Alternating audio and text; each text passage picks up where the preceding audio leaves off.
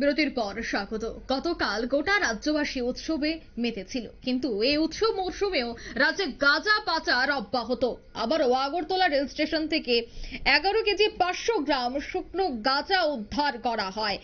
Rail police সেই গাঁজা উদ্ধার করে। প্রতিনিয়ত আগরতলা রেল স্টেশনে তল্লাশি চালায় পুলিশ আধিকারিকরা, রেল পুলিশ আধিকারিকরা, এবং সেই রুটিন তল্লাশি চলাকালীন এক ব্যক্তি থেকে 11 কেজি 500 গ্রাম শুকনো গাঁজা উদ্ধার করে পুলিশ।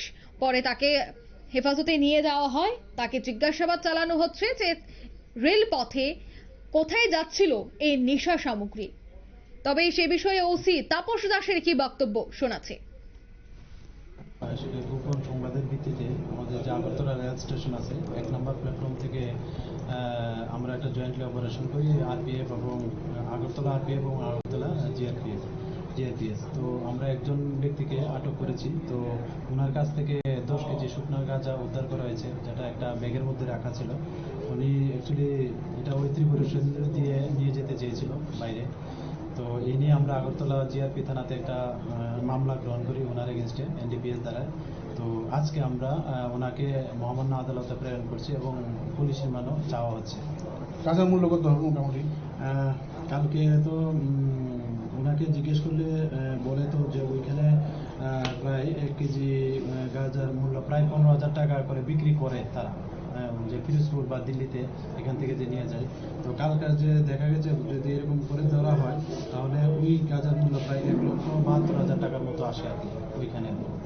বিগত এক মাসে কতজন এরকম গাঁজা সহ এবং অন্যান্য নেশা সামগ্রী সহ করে গ্রেপ্তার করা হয়েছে? অ্যাকচুয়ালি গত মাসে আমাদের আগরতলা জিআরপিএসে আমরা 1, 2, 3, 4, 5টা এনডিপিএস কেস হয়েছে, যার মধ্যে 9 জন অ্যারেস্ট হয়েছে ওই মামলাতে। আর আমরা গাঁজা উদ্ধার করেছি প্রায় 63 কেজির মতো, আর স্কোপ 192 কেজি, আর আনক্লিন হিসাবেও আছে গাঁজা প্রায় 40 কেজির আশেপাশে হবে।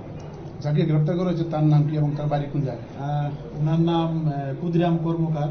এমনিতে ওনার বাড়ি আসাম, নোয়াগাঁও ডিস্ট্রিক্ট, এবং ওনার যে এলাকা ওটা লঙ্কা বলে জানা হয়, লঙ্কা।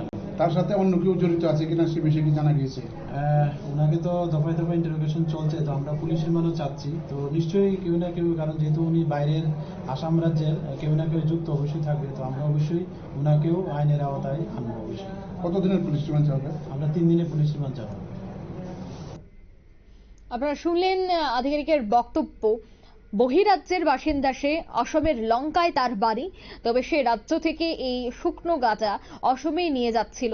তবে এর পেছনে কি কারণ থাকতে পারে, তবে কি সে এই নেশা বাণিজ্যের সাথেই যুক্ত রয়েছে, এই বিষয়গুলি এবার উঠতে শুরু করেছে। আজ তাকে আদালতে প্রেরণ করা হয়েছে। এখন দেখার বিষয় তার বিরুদ্ধে কি ধরনের পদক্ষেপ গ্রহণ করা হবে। নিয়ে নিচ্ছি ছোট্ট একটি বিজ্ঞাপন বিরতি, সঙ্গে থাকুন।